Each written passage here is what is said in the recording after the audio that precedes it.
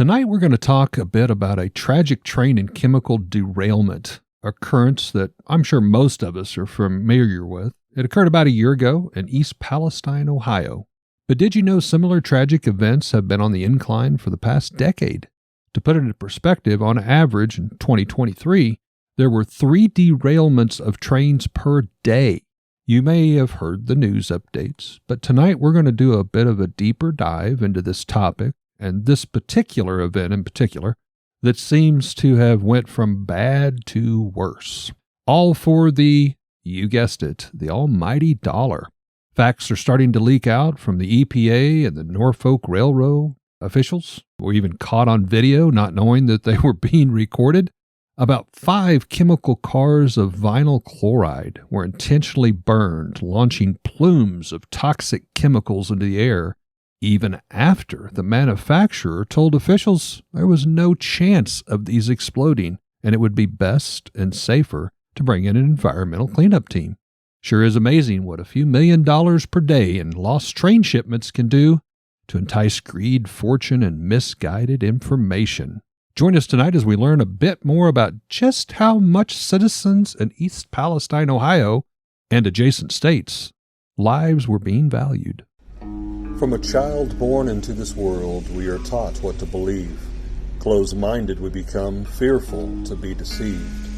Still we desire to know what lies beyond that locked door. The art of the storyteller, conjuring tales of legend and lore.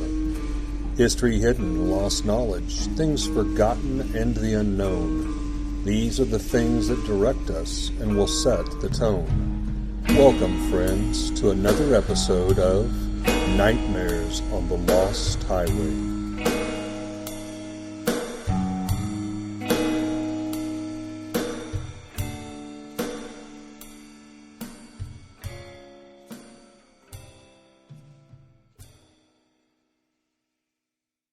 So Eric used the phrase for love of money in there, for the almighty dollar.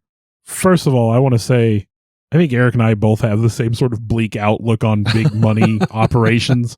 They have a lot of money for a reason.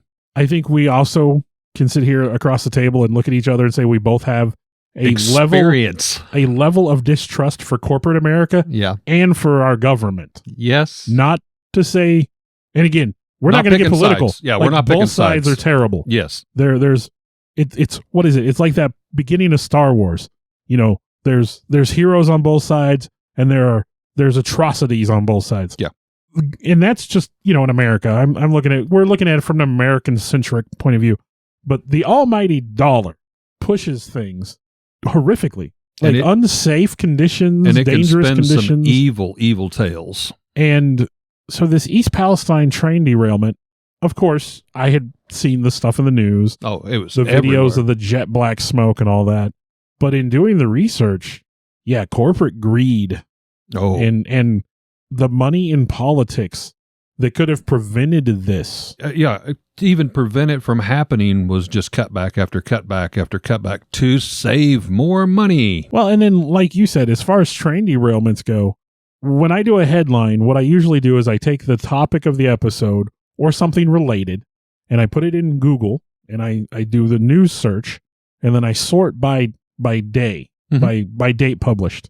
And when you do a search for train derailment on Google News, it's every day, multiple times a day. I was ignorant of that fact. I didn't know that. I guess in the back of my mind, it was like, we had another train derailment. It's not like, oh my gosh, we haven't had one of those in 50 years. They're not all to the extent, of course, of East Palestine. Very true. The first one I found was in St. Louis, and it was like 5 cars that were empty that came off, but they were, seriously though, all it takes is one, depending on what it's hauling. Well, and a train car coming off the tracks at a railroad crossing?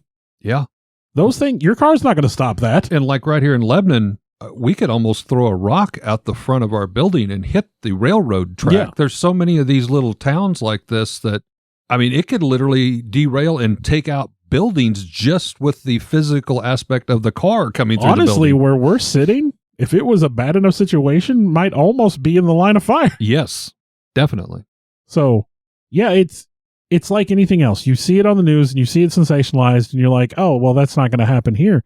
But when you think of all the miles of railroad track through this country and how many railroad crossing. Like I myself I cross at least I cross 2 railroad tracks on my way to work and on my way home every day. I bet I cross in a general day 8 to 10 times. I can see out the window of my workplace the tracks and the trains that go by. You can't escape it. So, yeah, I mean, at home, at work. Now, again, we're talking about train derailments, but honestly, the same's true about big 18-wheeler semi-trucks going down the interstate or highways, too. I saw a nasty one of those the other day on I-44. It was bad. I don't know the full extent of what happened, but there was one truck in the median and one truck that was on the outer road on the, across the road, literally. Like he was separating off the road, and the whole trailer was smashed. There was a big black smear on the ground. It was gnarly. Well, tonight we're going to get into East Palestine, Ohio. It was a normal, quiet Friday night in East Palestine, Ohio, when tragedy struck the small community on February 3rd, 2023, at approximately 8:55 p.m., at a time when most citizens were getting ready for bed, tucking their kids in safely, or so they thought, to get ready for the weekend after a long week. When 38 cars of a Norfolk Southern train carrying hazardous material derailed there in their community of about 4,700 people. Now, East Palestine is southeast of Cleveland and Akron and about 40 miles northwest of Pittsburgh, Pennsylvania. So it's literally kind of right up there on the Pennsylvania border. East Palestine made a previous mark in history, being known in the 1890s and 1960s for their thriving ceramic and tire manufacturing powerhouse. But the little town had found itself, like so many others that dot the United States, just kind of existing. I'm sure they had Walmarts and Dollar Generals. That's about it. Some of what I read said that even the residents of East Palestine considered it a town in decline. Yeah. It was actually, they were already struggling before this happened. And of course, the impacts afterwards. Well, that is all until this night. They were known for ceramic and tire manufacturing at one time, but it's when history would be rewritten and quickly go from a bad situation to worse, exponential. With what appears to be an intentional, I will use the words misdirection and lack of timely information given to the mayor, the firefighter, the citizens, some even say to the EPA. As a result of this, a mile radius of ground zero was evacuated the next day and evening with the helps of agencies in Ohio, Pennsylvania, West Virginia, and Virginia. Now, the derailment itself. The derailed train was a Norfolk Southern train 32N, operating from the Terminal Railroad Association of St. Louis Yard in Madison, Illinois. St. Louis, Illinois' borders right there, kind of touched together. And it was heading to Norfolk Southern Conway Yard in Conway, Pennsylvania. Aboard this 9,300-foot-long train, there was an engineer, a conductor, and a conductor trainee, 3 people. The train consisted of 141 loaded cars, or also 9 additional cars that were empty. Now, some other reports state that there may have been 1 more car for a total of 151. All of this weighing, though, approximately 18,000 tons. Of the 20 cars that were recorded carrying various hazardous materials, it included vinyl chloride, which we're going to talk a lot about tonight. There was a host of other chemicals. There were combustible liquids and benzene residue. Now, the train had departed its journey, as I said, from Illinois on February 1st, and had already suffered at least 1 documented mechanical failure before the derailment happened. Now, the derailment was later determined to be caused by an overheated bearing on one side of the wheel brakes. There's even some video footage of sparks kind of flying out of the wheel, and is something that unfortunately is all too common. It was reported that bearing was over 280 degrees above ambient air temperature. That's that hot. Day. So that's welding hot. You're looking at potentially over 300 degrees. Yeah. It was a February night, so I'm going to say cold. Yeah. Well, because You see, due to cutbacks and time scheduling, the train inspectors who walk around physically inspect repair issues that they find before each train or train car can, I'll say, legally take off, has been drastically reduced. About 5 years ago, multiple inspectors were given a window of time, and this does vary, but I'm going to use some rounded numbers here. A window of time of about 30 minutes to conduct these type of, we'll call them safety walks and inspections. But that in many cases has now fallen to one inspector versus as many as 6 or more, to a total time of maybe 15 minutes. We went from, maybe 6 people working 30 minutes to now 1 or 2 people working only 15 minutes. Well, and to expand on that, it's come out since in some of the testimony trying to find out what was going on, that a lot of these railroad companies have been exploiting a loophole in federal regulations where the train crew itself is allowed to do a 12-point inspection on railway cars, just an inspection that was basically intended just to get it on the tracks until you could get to a real inspection. Yeah. And these are being done instead of the 90 to 105-point checks that are supposed to be done by an expert car person, an inspector. So he also testified that the defective car that a defective car had passed through 3 rail yards without being inspected by 1 on-duty qualified personnel. So obviously these inspections are not being conducted like they're supposed to. Not at all. And so potentially another step of the chain that could have avoided what happened. Now, as Bill had alluded to, we're kind of both emotionally attached to some of this type of behavior. I won't go into details, but the same is true for the safety inspectors. I found where safety inspectors working for the railroad companies had went to their superiors and they said, this simply isn't going to work. This isn't enough time. You're forcing me to sign off on things that I can't humanly possibly do. One gentleman who I will say used to work for the company went on record stating, you give me 15, 20 minutes to do the job of 6 or 8 people for what could have been hours. I am forced to choose what to fix out of me prioritizing what I think is the biggest problem. And obviously, you're going to see these problems probably far more than you would a bearing.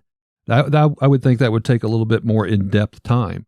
So I definitely don't want to throw everybody for the railroad under the bus, so to speak, or under the train.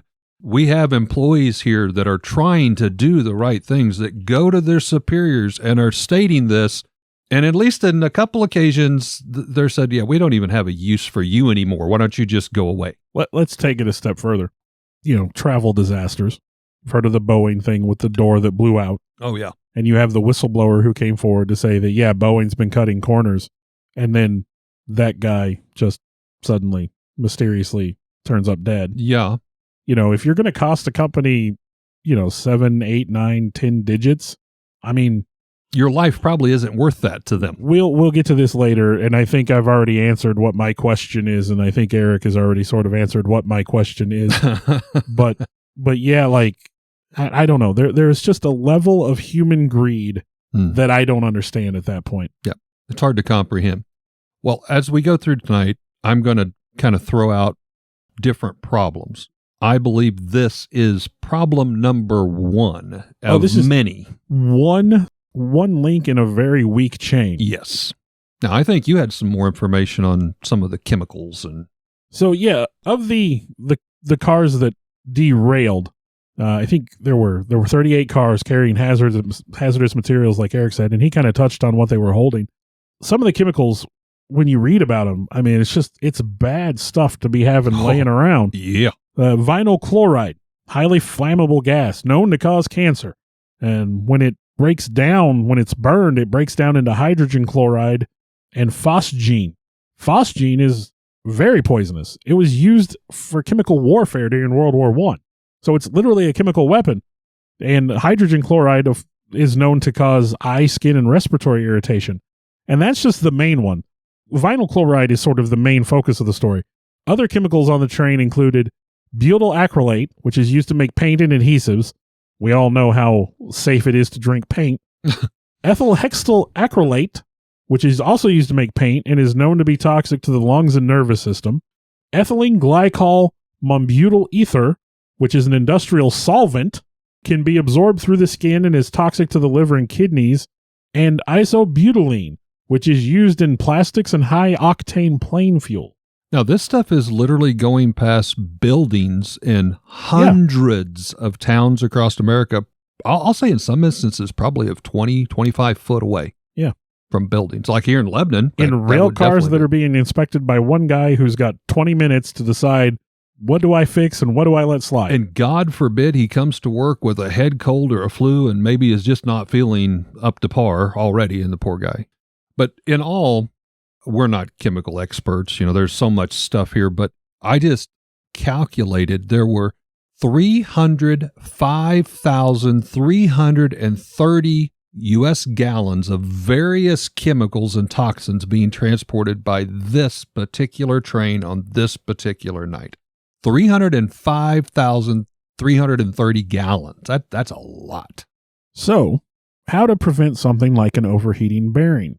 Well, apparently, there are devices on the railway track that monitor that are supposed to detect those kinds of things. And I think in this that case, may be some of the little cameras that picked up. Yeah. In this case, yes, that one of those devices did alert the crew of the train, hey, you've got an overheated bearing. There's sparks flying out of your wheel. But by the time they tried to apply the emergency brake, the damage was too severe and had already been done. Now, speaking of emergency brakes, this is an interesting topic. Let's get to step 2 of this very nasty, very weak chain. During the Obama era, there were requirements put in place to have electronically controlled pneumatic brakes installed in trains as a safety measure. Now, these were intended to reduce train accidents and would reduce the train stopping distance by as much as 60%. One bearing. Brake. Or brake. Okay. Gotcha. And this is over conventional railway air brakes that are currently being used. That's more than significant. Yeah, I mean, it's noticeable. And again, if your brakes are that good, again, in this situation, maybe it could have prevented them. No one has said with any certainty that this is 100% would have made a difference, but it could have. This is still kind of even portraying out in court. You know, the railroad company's like, we're pretty well done with this, and people are now stepping in. There's lawsuits and stuff, so we're not done with this yet. Well, when confronted with questions about this, the Norfolk Southern CEO would absolutely not get involved, would refuse to answer. But it was known that Norfolk Southern did press the government when Trump became president to do away with this requirement, which became big news after this accident that, they were simply exploiting the law. Trump, the Trump administration and whatnot had, told everybody this was no longer necessary. And again, we're not putting blame on this specifically. There's a whole lot that went wrong here. Norfolk Southern also encouraged the government to rule against a legislation that was being pushed that would require more than one person to operate a freight train. Now, you're talking, how many cars did we say? 150? Yeah, and there was 3 people, actually. One is a trainee conductor. Why would you only want one person responsible for that? You would think you'd want more than one. Yeah. And again, union stewards, union representatives, and consumer organizations have pointed out, of course, this is because in America, you have privatized railways, which means you have people making decisions about making money, not safety. Imagine that. And I'm sorry, but again, it's a level of greed that I just don't understand. Safety and quality are the first 2 things to get cut. Those electronic brakes would cost more. And so obviously they pushed against those. And obviously it costs money to put a person on a train. So why have 4 or 5 people when you could just have one poor guy responsible for hundreds and hundreds of tons of hurtling death? And again, imagine from a real life scenario, one person, and God forbid they come to work and they're feeling under the weather. They're not even going to be able to give 100%. Their reactions might be a little slower and delayed. Yeah, you and I went to work at different times. We didn't always feel the best, Yeah, the guy running the train doesn't have to be drunk. He just has to maybe he didn't sleep well the night before. Yeah, maybe he's got a new baby that kept him up all night or whatever, Well, now, this is where I get into what I call at least my problem number 2, although Bill's kind of identified it others. So maybe problem number 3, like we said, there's a lot of problems. But my problem number 2, I'm going to say, is alleged conflicting stories, intentional cover-up, sharing of limited information. Now, this was on February 5th, Sunday, to be specific. So this is many days, 2-3 days later, because the event happened on a Friday. This is a Sunday. We have EPA present, the chemical manufacturers. They're involved to get a better understanding, the threat assess, if you will. The manufacturer and involvement, let's say, based on what you're going to hear, how involved were they? How involved were they? That's a good point. How much were they consulted? There were boots on the ground, but maybe not on the ground that you think or whatever. But not where they should have been. Not where they should have been. And, of course, we have Norfolk Railway, which they had boots literally on the ground immediately. Well, and let's go back to what you said. They're losing money. They're losing money. We have this in a small town mayor and, local elected officials of East Palestine caught in the middle, including the fire chief. You had Governor DeWine of Ohio involved. Yep. So he was there. The fire chief goes on record, when this train derailment happened, his crew shows up and they have no idea what this train is carrying. They don't have proper safety attire. Well, and according to one guy in the fire department, he said it wouldn't have mattered if they'd known because their PPE was so far out of date. Yes, it was out of date because it's a small town. They couldn't afford to update. So, let's face it, this could be in any, again, small town. The EPA is relying on the railway and the support of the chemical manufacturing to help guide their decisions, but already working on containment in streams and rivers where it is noted that this oily chemical substance is leaking out. The chemical manufacturer is already clearly stating, again, this is 2 days. These cars have laid on their side, smoldering. There are some flames. They're starting to leak. They said it would be nearly impossible for the train chemical cars to reach a high enough temperature to be a threat of an explosion. If it didn't occur at impact and it's been 2 days, they're actually cooling down. That's a good thing.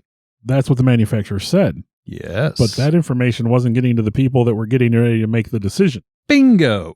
We have the Norfolk Railway, however, that's already being impacted with this section of the rail system being closed.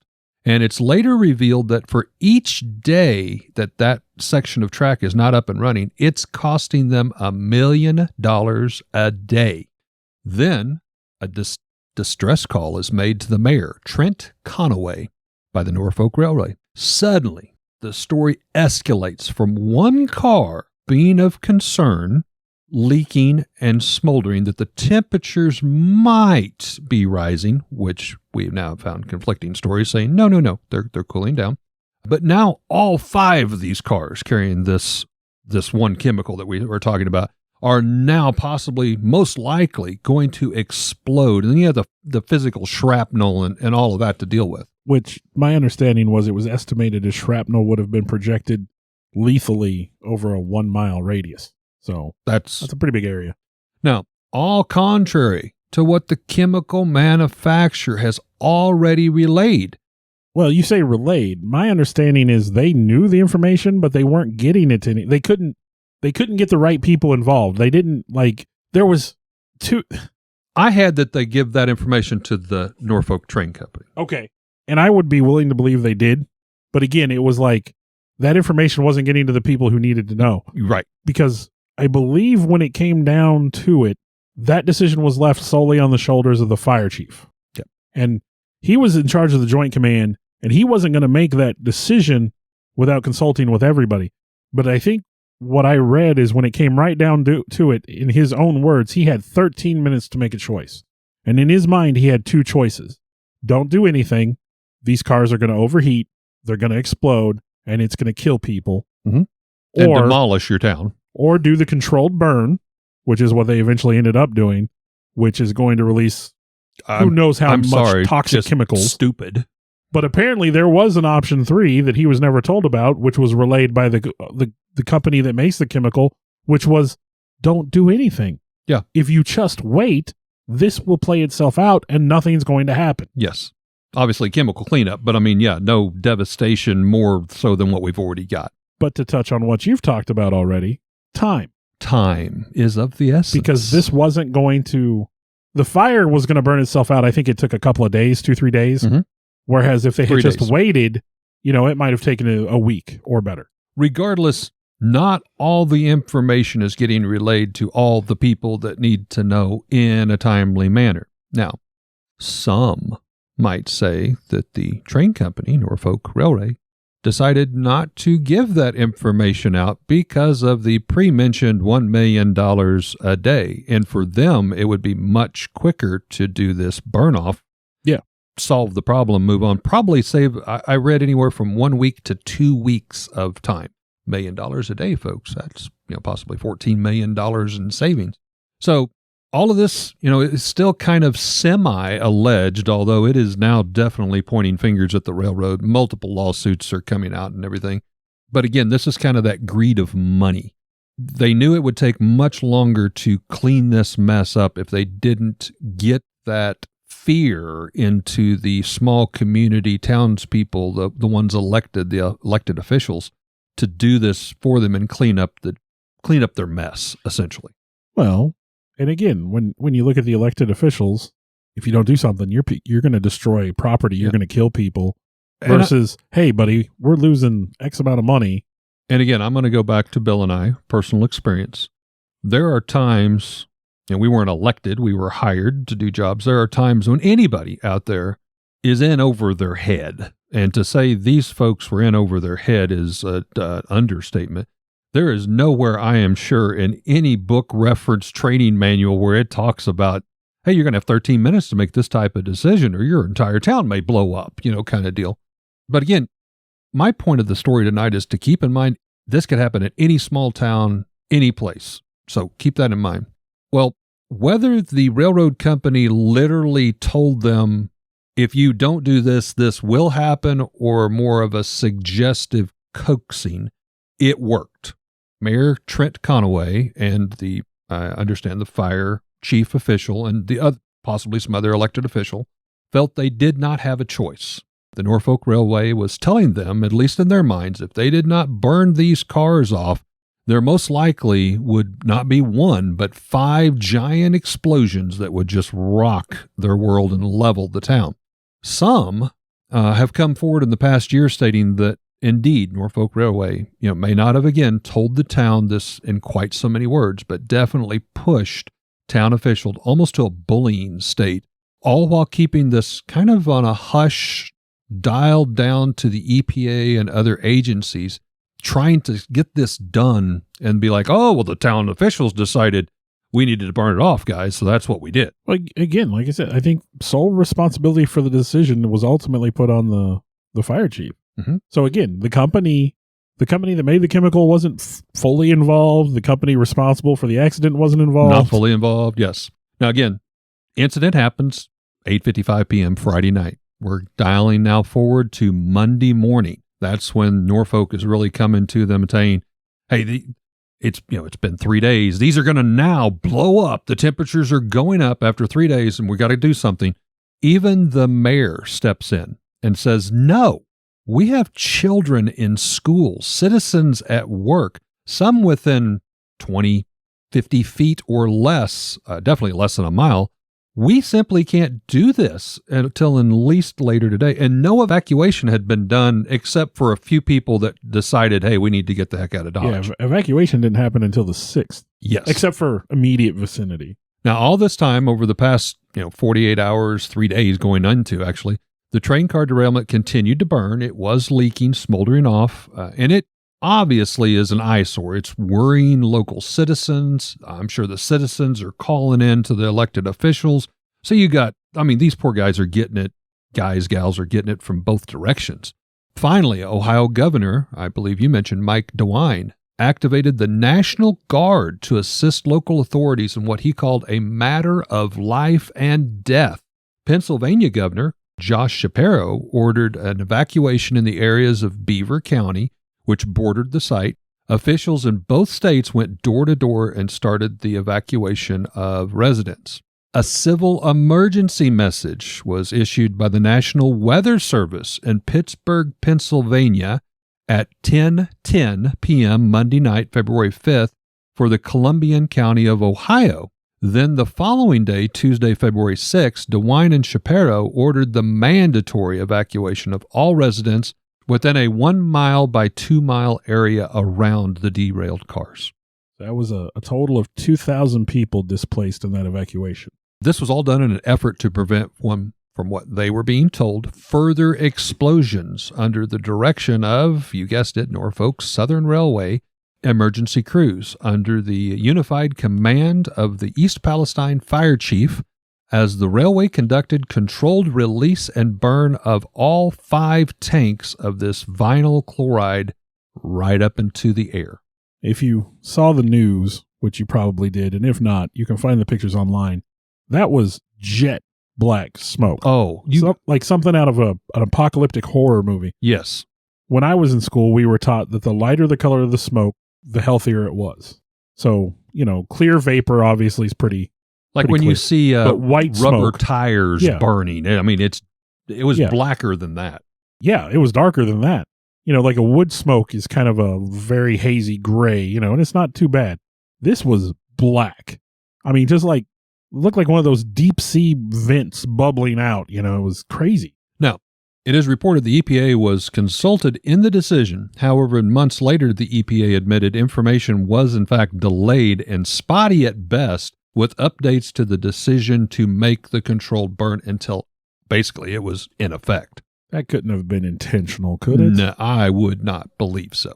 The vinyl chloride was allowed to flow into a trench where it was ignited by flares. Now, the burn, as Bill said, caused these huge plumes of black clouds to form in the area. It could be seen from space. Seen from space, satellite photography pictures released this phosgene and hydrogen chloride directly into the air. Now, after officials reported that air quality readings were not showing anything concerning, residents in nearby Mahone and Trumbull counties reported a chemical smell in their areas. Well, I mean, you're going to smell out here. Yeah. I believe it's the vinyl chloride. You can smell it at concentrations that are not harmful. You are correct. So you are correct. But again, in all fairness, the burning of this just spread this stuff. Again, phosgene gas, which was used for chemical warfare, and the hydrogen chloride, which is a known irritant, and they just released what could possibly gallons go wrong? And gallons and gallons of this stuff into the air. Now, in a month following, these air quality readings were kind of brought into question. And guess what? Errors were found by those or some of those that conducted them, including the cleanup crews working directly for Norfolk Railway, who came forward and presented this in their case on their own, being. One interview of one of those former employees revealed the employee stating, "We were not familiar with this testing equipment we were handed, and quite honestly had them set up incorrectly for what we were testing." So there's that. Like most quality control devices, you can open the spectrum or the range and alter the results to whatever really you want. Whether it was intentional or not, that is still up for debate. Now, let me be the first to say I am not so certain these employees knew they might be considered part of this, I'll use the word, cover-up. They may have just been another link in the weak chain that Bill had mentioned from upper management of Norfolk Railway. Wednesday, February 8th, state and federal EPA workers noticed oily spillage in the soil and notified, again, Norfolk Southern, which began to remove it with a vacuum truck. Now, Mayor Trent Conaway, quite possibly the most unsuspecting victim of the story, along with the fire chief, they took a lot of backlash for this decision, although seemingly swayed by Norfolk Southern Railway. The mayor said he was very displeased because the railway had said, "The trains will not run again through this town until all residents were able to return to their homes safely." Yeah, they said they weren't going to start running trains again until people could return, but it was actually the night of the 8th that they let trains come through. Imagine that. Them come back through. $1 million a day. It wasn't until February 9th, the next day, that the mandatory evacuation was lifted and people could return home. The EPA reported air inside and outside the zone had returned to normal levels. And the Ohio EPA reported drinking water in the area was safe. So, and again, I mean, you still have people arguing whether that's true now, over a year later. Yeah. Now we come to what I would call my problem number 3. Employees working for Norfolk Southern Railway cleanup team was also conducting, some of these same tests. They had already admitted they were not They did not feel properly trained in using this new equipment they had been handed, but the railway had already set to open traffic of the railways the following day. So again, peer pressure might have played a part of this statement or decision. Sign off that this is good. Well, I don't even know how to use this. Hey, we said we're opening this up. You need to make this happen. Check the box. And I think I saw somewhere where Norfolk Southern's readings did not match with the EPA readings. Yes, there was a lot of conflicting quality tests, and which ones were presented, it seems to be the safer ones were the ones that were presented. In February 2024, this year, Jennifer Hamdi, the chair of the National Transportation Safety Board, or NTSB, testified before the U.S. Senate Committee of Commerce, Science, and Transportation that the controlled release and burn of the vinyl chloride was not necessary. Hamdi stated that DeWine and Norfolk Southern contractors did not possess essential facts from oxyvinyls. Now, that's the company that made the chemical and manufactured it. DeWine was not made aware that officials from oxyvinyls were at the scene of the derailment. Norfolk and Southern and their cleanup contractors' rationale for the burn was that this polymerization of the vinyl chloride was imminent. This whole explosion thing we talked about. But that was entirely dependent upon increasing temperatures. Yes, which we already said was decreasing, neither of which occurred. The incident commander, nor DeWine, was provided this critical information to make an informed decision, according to Hamdi. Officials from Oxyvinyl testified that the temperature in the derailed tank cars was, in fact, descending. No deadly chemical reaction was occurring, so the controlled burn was unnecessary. The cars could have been left to cool down. The smoke and residue of the burning chemicals have concerned local citizens about long-term health ramifications. And let's face it, I don't see why they wouldn't. They shouldn't. To give you an idea of Norfolk Southern, which I hate to keep piling on, there was a town hall held February 15th where residents could get together with local, state, federal officials and kind of talk about what had happened and get their concerns voiced. Norfolk Southern representatives were invited but declined to attend due to, quote, perceived physical threat. And, I mean, frankly, I don't blame them for believing there was a threat, but that shows how little they thought of the people in the area. Yeah. And two, how little they thought that they maybe actually should be involved in this in some degree. Because I'm sorry, I was raised that if you do something wrong, you take responsibility for that. Amen. They should have showed up. Someone should have been there. Now, kind of on some more health and environmental concerns, the Ohio Department of Natural Resources stated the chemical spill, we're talking about the spill into the river, not necessarily the burrowing smoke flumes. The chemical spill into the riverways estimated that it killed about 3,500 small fish across a 7.5-mile area of streams as of February 8th. Later estimates put that number at over 43,000. Yes, kind of dialed up a bit. Several captive foxes at Parker Dairy became sick by the following weekend. One died, which the owner attributed to the derailment. Material from the crash was observed in storm drains and detected in samples from Sulphur Run, Leslie Run, Bull Creek, North Fork, Little Beaver Creek, and the Ohio River. Now, when they started the controlled burn, residents in areas as far away as 10 miles reported having pets suddenly die overnight. Yes. However, it was put in by Norfolk that air quality is good. Only minnows and some crustaceans have. Yeah, they really downplayed it. They downplayed it. But we got foxes dying. We got dogs dying. I had read a story where like even some cattle and livestock had actually had growths that started to come up on them, and they went blind and all kinds of stuff. So we get to the waste disposal. Now, officials in Michigan expressed disappointment that the contaminated soil had been disposed of in a southeast Michigan area without their knowledge, while officials in Texas likewise acknowledged they were only officially informed of wastewater disposal from the derailment in Texas via an announcement on DeWine's website. Yeah, Texas and Wisconsin kind of got a raw deal on that one. Well, many residents of the area have since complained of numerous health concerns. And of course, in immediately following and in the days, months, and years since, the air, carried a chemical smell for a very long time. And the water in local creeks and streams had a rainbow sheen, We all know that means that's toxic. Yeah, that's bad. All the way up to 6 months after the accident, 80% of residents said they had experienced physical symptoms since the accident. 40% said they were suffering from PTSD because of everything that had happened and the trauma with that. Now, locals experienced numerous symptoms, a huge list: nausea, rashes, respiratory problems, headaches, cysts, digestive problems, hair loss, and tremors. Some say they get ill whenever they return to East Palestine. In the days following the disaster, all the way till today, there's one 8-year-old boy that was documented. He started having nosebleeds after that. They could still continue and has them on a regular basis. Another resident is a very similar situation. Hillary Flint has been suffering from nosebleeds. She actually rents a house in New York so that she can limit the amount of time she spends in her actual home in Pennsylvania. And the nosebleeds return within 3 days of her returning home. And many still have similar stories of the symptoms that return when they go back to Palestine. Sam Chirico is still experiencing a rash to this day, identified by her doctors as chemical dermatitis, that she doesn't know any other chemical exposure that would have resulted in this, and no prescription seems to have any noticeable influence over it.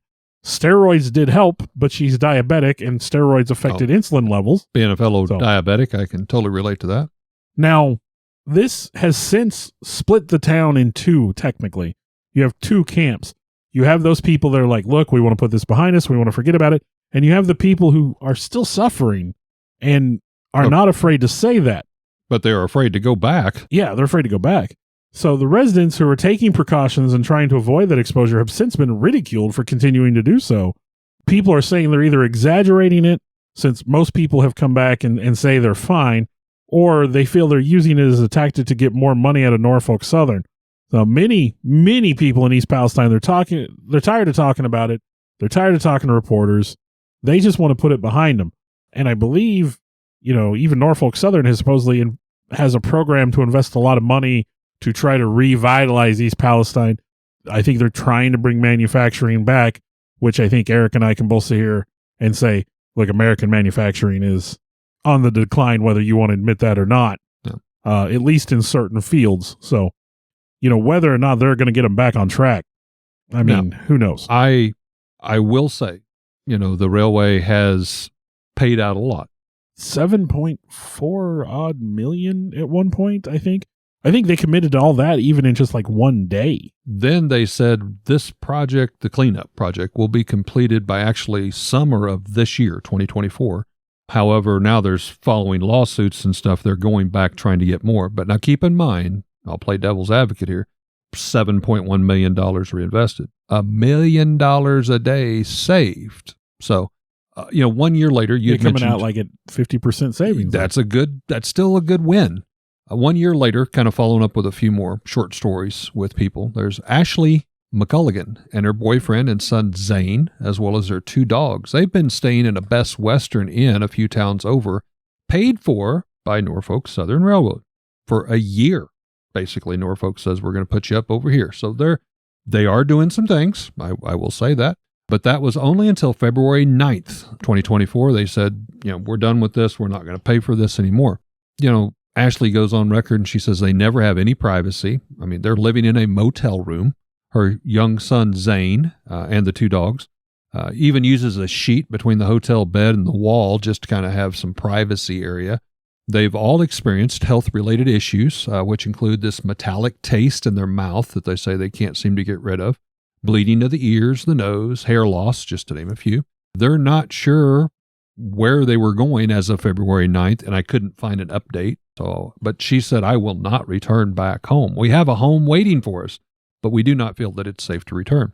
Another couple, Lori and Wayne O'Connell, couple in their late 50s, early 60s, also experiencing similar issues, but even worse. They had the metallic taste in their mouth, numbness of tongue and lips, bleeding of the ears and nose. But the husband, Wayne, also developed breast cancer. And according to the oncologist, the doctor's belief is that this could definitely be from the exposure of the chemicals found in both of their bloodstreams after being tested 3 months after the derailment. Just to be clear, the O'Connells live over 30 miles away across in the Pennsylvania border. Now, just further proof that this burn-off of chemicals made things worse. It spread up the atmosphere, direct cloud. You have rainfall. You have all of this. They asked their doctors, well, what should we do? Mr. O'Connell has underwent chemo for almost a period of a year. He has lost all of his hair. He has had surgery to try to remove the cancer. Their doctor replied, move as far away as you can and get a good lawyer. Locals in the New Palestine area have hired an independent environmentalist by the name of Scott Smith. Now, he's been welcomed into the town and has went there personally over 2-3 dozen times, taking samples of water, soil, even dust particles from filter systems and homes for analysis. Now, his test revealed elevated levels of dioxins and semi-violent organic compounds, which are toxins from oil and chemical-based products. He tested the furnace filter of the O'Connells over in Pennsylvania. He found dioxin toxins 1,200% higher than normal. 1,200% higher than normal, just to be clear on that. And again, we're not talking ground zero. This is over 30 miles away in another state. The railway has cleaned up 176,000 tons of solid waste and 45 million gallons of wastewater in efforts to try to help. They've invested, I had $103 million. I think part of that was added after their initial, what they said they were going to spend. They've spent a lot of money. Like I said, that 7.4 number comes from just one article. Mm-hmm. And so that may not have been and again, the whole scope this of it. is still trickling in. This is still a live case. I mean, this is still going on. In regards to this independent environmentalist, Scott Smith, that I mentioned, and his findings in particular, when the EPA and the railway company were asked about the conflicting data he found, they've invested $103 million in improvements to the area and insist, he's wrong. It's safe for the residents. They clearly stated, Mr. Smith's collection is very limited, and therefore it's skewed, and it shouldn't be taken seriously. Now, when they went back to Scott Smith and informed him what the other companies had said, this was done on ABC News interview, he replied, as I have said many times before, I have taken over 43,000 separate samples, and I am more than willing to test right alongside the EPA or any other organization or firm using the exact same methods for sample collections, and will compare the notes. The railway only replied back, well, there's no evidence to suggest that additional contamination is present in areas other than which are currently being addressed at the derailment site. We want to be sure. Yeah, I don't trust them. I don't trust them. Now, again, as I said, there's continued lawsuits, going back and forth. On March 6th, Shapiro announced that Norfolk Southern pledged the $5 million to reimburse fire departments for damaged equipment, another $1 million for damages of people and businesses, another $1.4 was promised by the company, totaling $7.4 million. I think that's where Bill got that figure. The following week, Attorney General Dave Yost filed a 58-count civil lawsuit against Norfolk Southern. On March 30th, United States Department of Justice sued Norfolk Southern on behalf of the Environmental Protection Agency, accusing the company for polluting waterways in violation of the Clean Water Act, and seeking the company to cover the cost of cleanup 100% and fully. In May 2023, Norfolk Southern announced compensation plans for homeowners whose homes lost the value due to the 2023 derailment.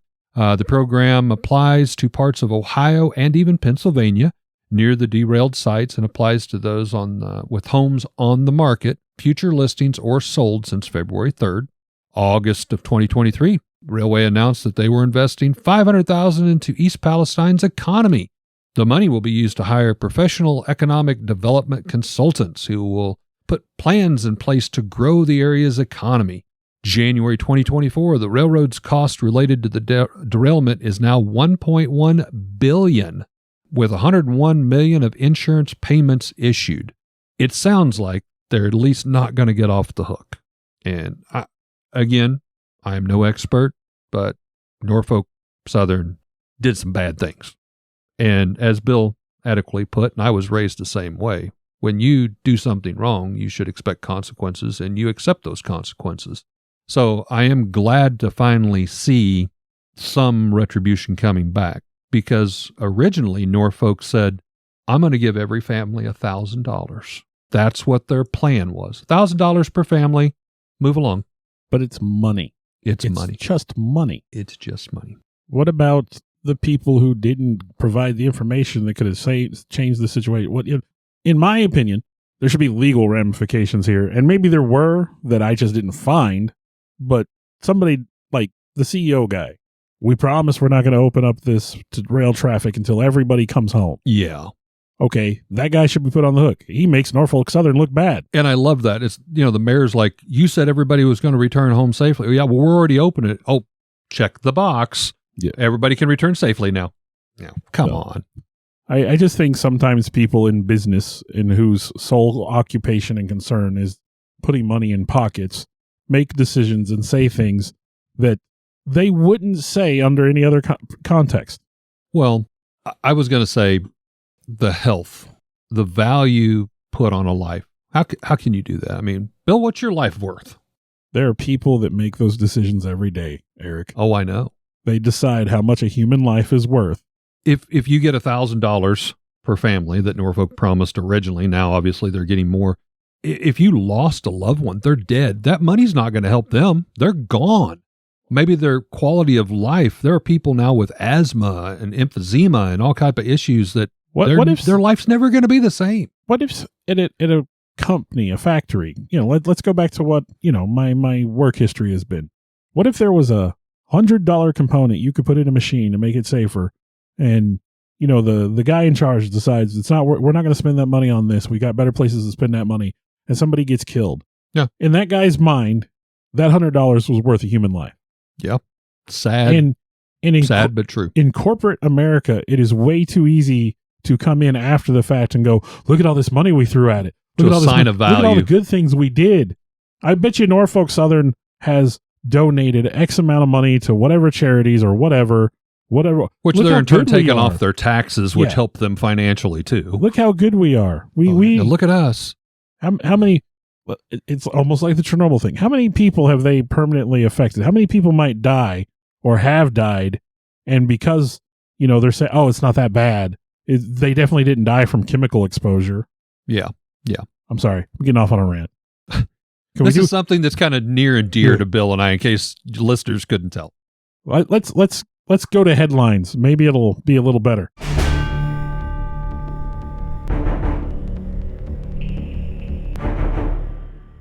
Well, I have one from USA Today, a very recent event. It's probably about a train derailment, isn't it? Bingo! Friday, April 26, 2024. Thankfully, no injuries were reported, at least so far.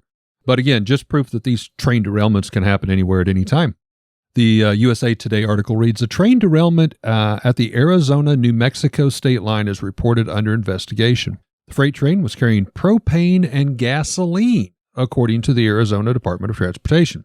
The derailment, which happened Friday, is still causing major headaches for travelers. At one point, both directions of Interstate 40 near Chambers, Arizona were totally shut down, but just the eastbound lanes remain closed. Drivers are currently being rerouted to US 191 northbound. The Arizona Corporation Commission posted to X, formerly known as Twitter, and said that the BNSF train that derailed near Lupton, Arizona.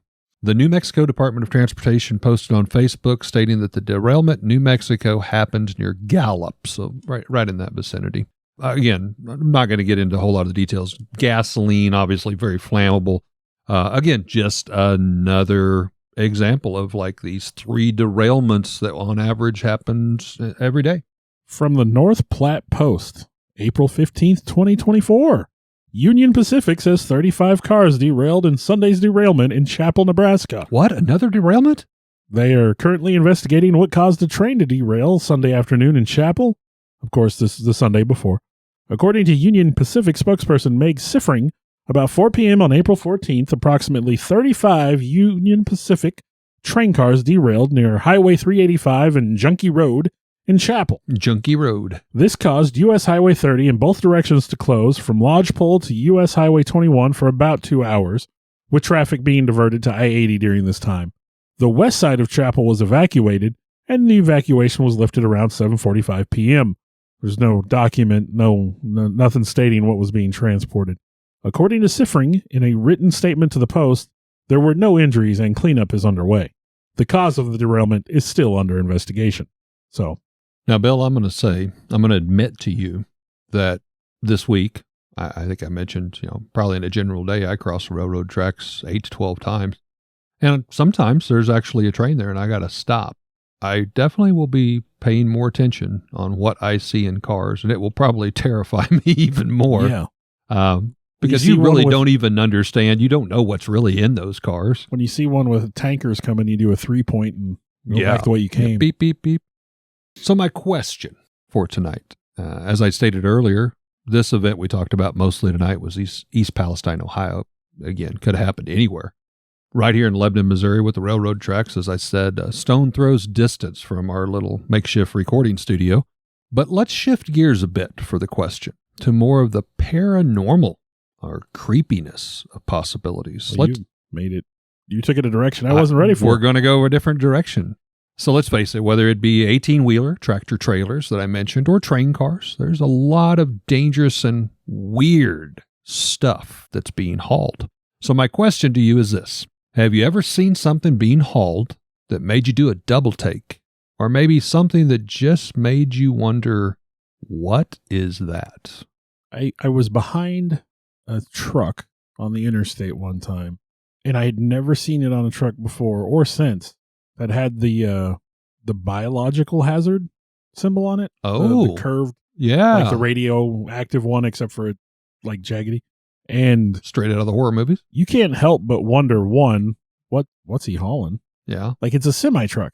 And I'm assuming the guy driving the semi-truck is contracted out. He's not, a government employee or anything, right. More likely. Right. At best, it's got a lock on it, Yeah, what happens if this guy wrecks? Like, what's he hauling that, like, if you're putting the sign on the truck, it's bad. Mm-hmm. But I had never seen a truck with that particular logo on it. So that was weird to me. That even makes me think, I mean, you got to put a sign on it. That's law. But in the world that we live in, you're also advertising almost to ill-fated people out there that want to do bad things. Hey, that person has to pull over and sleep sometime. Yeah. What about if somebody comes? They're following this truck, and does he have some sort of special procedures he's got to follow? Is there security? Is there somebody watching the tank? It was, yeah. I'd never seen it before. I don't think I've ever seen it since. Well, I think, to answer my question, I think one of the weirdest things I can remember seeing was, in fact, on some train cars, and it looked like something right out of the original Red Dawn movie from the 1980s. I think we were traveling to Springfield. We may have been coming back from Springfield, and there were dozens and dozens of, just the flat cars, totally exposed, not enclosed, with tanks, armored Humvees, all kinds of stuff like this. We were in Kansas City. This was just right after the COVID thing was starting to clear up, and we were downtown at Union Station. And I remember we were walking through this park to go to an aquarium, and there was a train going through, same exact thing. Yeah, just dozens of those flatbed. This is in Red Dawn. Yeah, dozens of those flatbed trailers or cars with a tank on each one. Yeah. I was like, what is going on? What? I think that would have been about 1995. Yeah, well, mine was like 2021.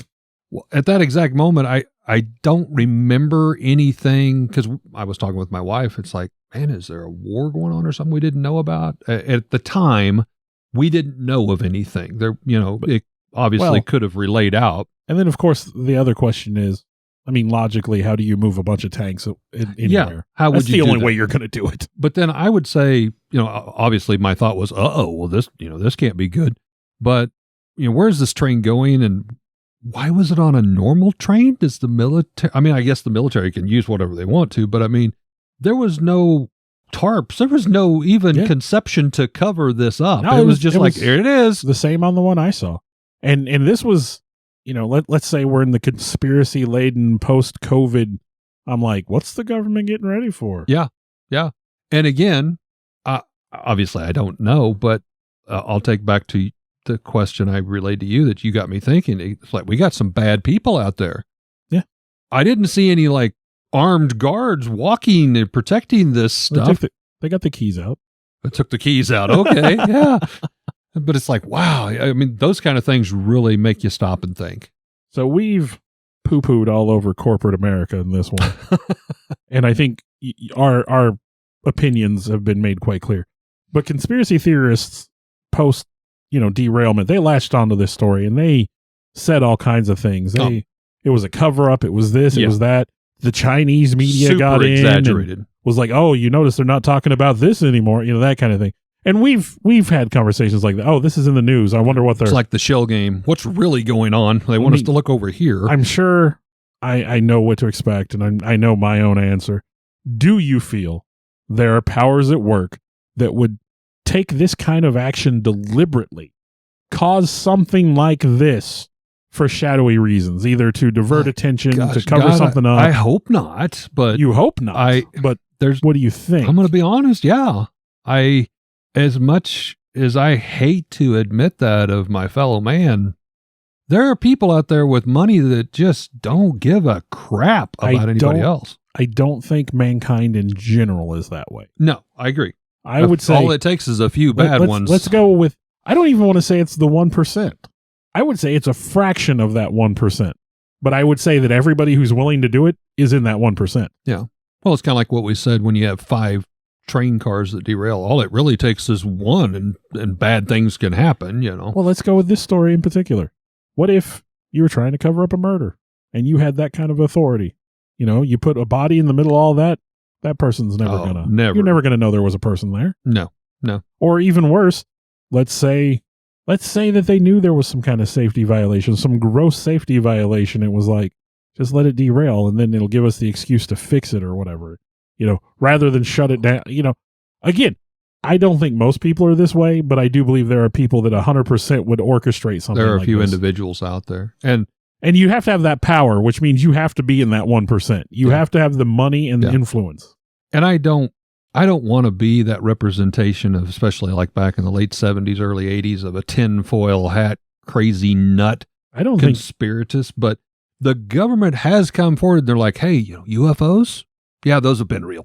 We just been covering it up. I mean, there's so many things that's come out lately that... I know you and I both watched the John Oliver video about UFOs. Oh, yes. Where he talked about it like, yeah. Oh, there's something. Why would they want to cover it up? Well, if they don't know what it is, it's certainly like they don't know how to deal with it. They don't want to talk about it. Yeah. I 100% believe there are people that would orchestrate disasters for ulterior motives. That is horrible, but I think spot on. Hey, there is a story, and I probably shouldn't say this, but when I was a much younger kid, my grandfather lived in an apartment in a local business in a town not too far from here. I'm not going to name names. I don't want to disparage anyone. I don't know the truth of this story, but the guy who owned the building came to my grandpa, and there were other businesses in the building. It wasn't just apartments. There was like some apartments, and then there was like a restaurant and some other stuff. He comes to my grandpa one day and he goes, hey, we're going to be doing some work on the building this weekend. It's going to be noisy. We're going to have people in and out. They're probably going to have to come through your apartment. Man, I want to put you up in a hotel, over here. How kind. Go ahead and pack some clothes. You'll be gone all weekend, maybe just into the start of next week. It's not really a big deal. My grandpa, most hotels don't have animals. He had a dog. Mm-hmm. So he took him and my grandma. I think my aunt was still young enough that she still lived with him, took her. They went and stayed in this hotel. They went back and checked on their dog the first day. The second night, the whole thing burned down. Oh, wow. Whole thing. Unsalvageable. Like, had to be knocked down. Total loss. Guy got a big insurance payment out of it. My grandpa lost his dog and all of his belongings. Wow. Personal effects and all that. And again, that dude's not in the 1%. No. I guarantee you he's not. Yeah. But to the day he died, I think my grandpa believed that was on purpose. He couldn't handle the idea of burning the place while they were there. Yeah, I was going to say there's at least that. There was at least some morals there of human life has value, but yeah, still very tragic to lose all your belongings and your pet and everything. Wow. Unfortunately, there are those people that walk amongst us. The worst monster is man. Yes. Well, we hope that you've enjoyed yet another installment of Nightmares on the Lost Highway. We certainly appreciate all the support and the love and the kind words. And help us out. Spread the news. Thank you very much. Hey, real quick, call to action. I think Eric would agree. We'd like to grow this. Nightmares on the Lost Highway. Absolutely. If you could, if you're listening on Apple, if you would go and give us a review and rate us. If you have some feedback, that's fine too. Whatever platform you're listening, follow us, rate us, give us some reviews. That helps get some recognition and gets our name out there. We do have a Facebook page, Nightmares on the Lost Highway. You can easily find us if you want to communicate with us. If you want to share some possibilities for future podcasts with us, reach out. We want to talk with you guys. Tragedy stuck. Blah, blah, blah. When tragedy stuck. And I got to find my... We got things a little out of order compared to what I was doing. Mana. Yeah. Ba ba da da da. Mana. Da da da da. Banana. There we go. During the Obama area... Within a 1 foot by 2 foot mile area. No, back up. 1 foot by 2 foot? That's what it actually said. I went back and checked it twice. That would be wrong. 1 by 2 mile area. Oh, I said foot. Gotcha. My bad. Within a 1 foot. Oh my gosh. According to Union Specific. I want to take a time to thank the people that helped bring this all together. Alex Tudor, you can almost call him our producer at this point. Sarah Tudor, who also helps with some of the technical stuff. I want to take a moment to extend thanks to Eric for letting us use his space to record in, kind of our makeshift studio. I, in turn, would like to thank Bill for, one, putting up with me and using this camaraderie to do something we both very much love and enjoy doing, and thank Bill's family for allowing him to spend all the time to work and clean up our recordings and present them in what you hear in the final terms. The final edition, if you will. And I'd like to thank all of you for continuing to listen. I know we've got some loyal followers out there. We do this as a labor of love, but we're